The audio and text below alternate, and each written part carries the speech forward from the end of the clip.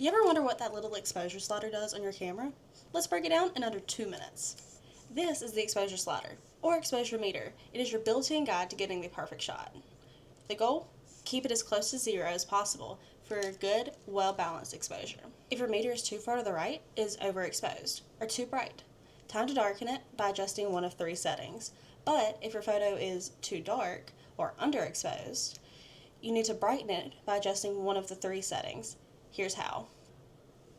You can adjust exposure using 3 settings: shutter speed, aperture, and ISO.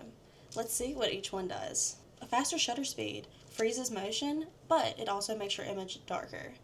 A slower one lets in more light, but can cause motion blur. Next, to aperture.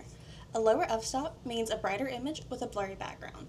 A higher f-stop can darken your image, but it keeps more things in focus. A higher ISO brightens your image, but can add grain. A lower ISO keeps your frame clean, but it requires more external light.